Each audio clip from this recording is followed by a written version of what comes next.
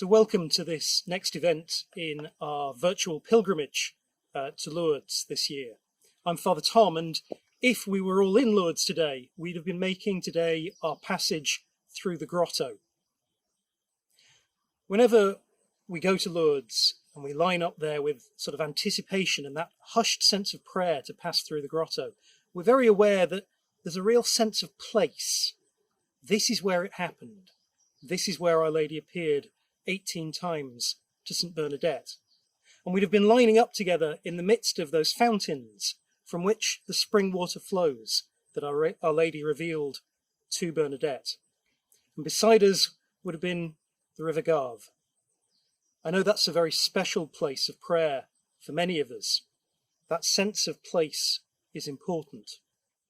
And I think whenever we're by a river or maybe by the ocean or a lake, we have a sense of peace, of healing. Water brings life. And so I thought we'd come here to the banks, not sadly of the Gave, but of the Severn. Our cathedral is just through the trees on the other side of the river.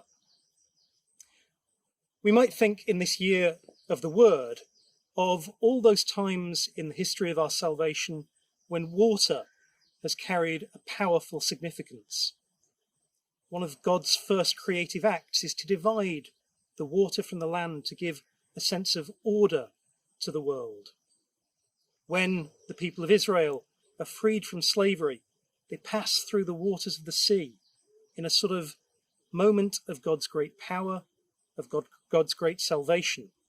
And when they pass into the promised land, they do the same thing through the waters of the Jordan, where, generations later, St. John the Baptist, preaching the coming of the Messiah, will invite people to come, to have their sins washed away, to repent, to change their lives.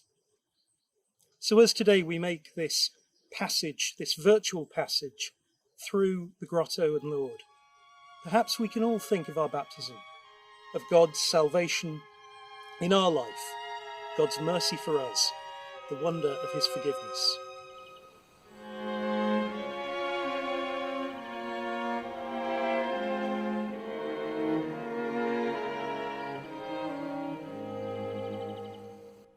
So we're here now at the shrine to Our Lady, at the cathedral, and this is a good place for us to remember the facts, if you like, of the apparitions in Lourdes.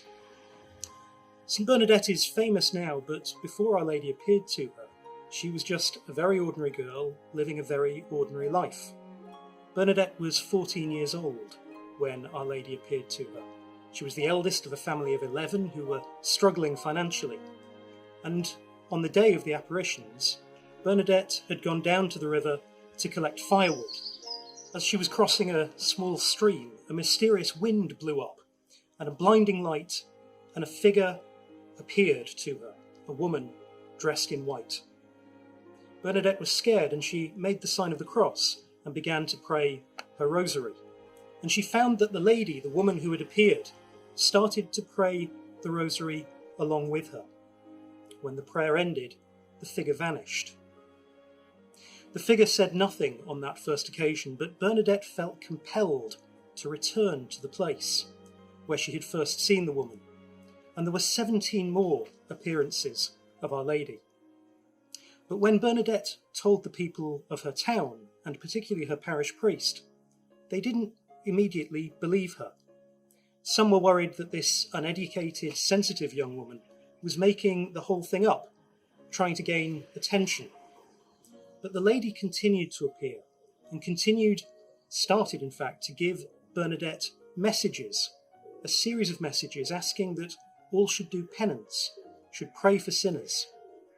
The lady asked that a chapel should be built on the site of the source of the stream that she had revealed to Bernadette. And crucially, for our event today, she asked that people should come to that spot in procession, to the place of her appearances. The hidden spring of water is now the source of the water that people bathe in when they come to Lourdes. Bernadette's parish priest insisted that Bernadette should ask the lady for her name, and eventually the figure told Bernadette, "I am the Immaculate Conception." And this is the theme for our pilgrimage to Lourdes this year, a reflection on the fact that by a particular grace of God, and through the redeeming act of his Son who was to be born of her, Our Lady was kept safe from sin. However, like all of us, she knew the effects of sin around her. She was in the presence of sorrow and sickness, and even of death, particularly as she stood by her Son's cross. And so she's a mediator for us in the midst of difficulty, a support, an encouragement to turn back to the Lord, to be open to his grace.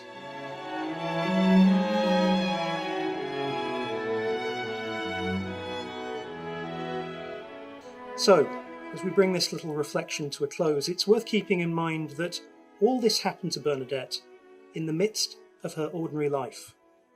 What could be more ordinary than going out for a poor family to collect sticks to make a fire? But it was there, in the midst of her daily life, that Our Lady, the Immaculate Conception, the Mother of God, appeared to her.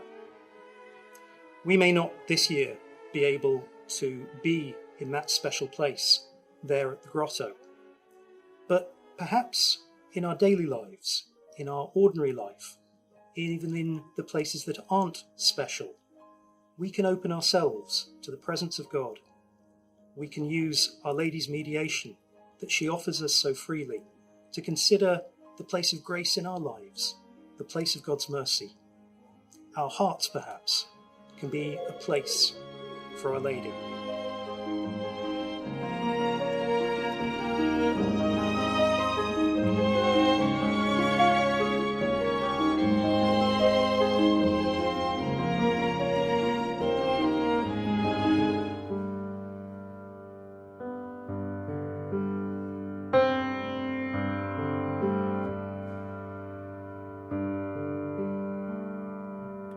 As I kneel before you, as I bow my head in prayer, take this day, make it yours, and fill me with your love.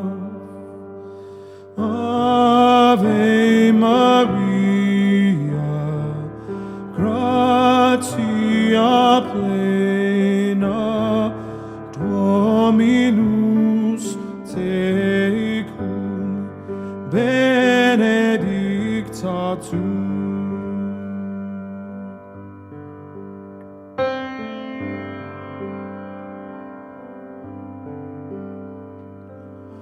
All I have I give you, every dream and wish are yours.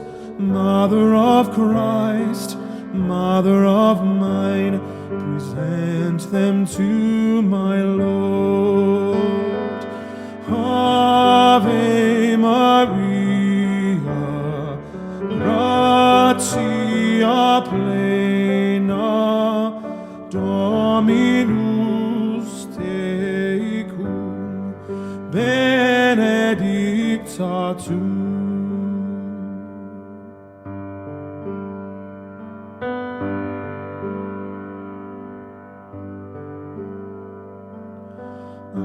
As I kneel before you, and I see your smiling face, every thought, every word is lost in your embrace.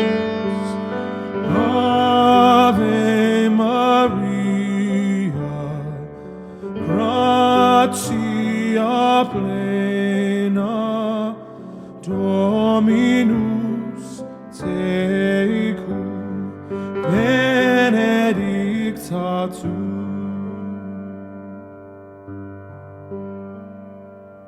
Dominus tecum, benedicta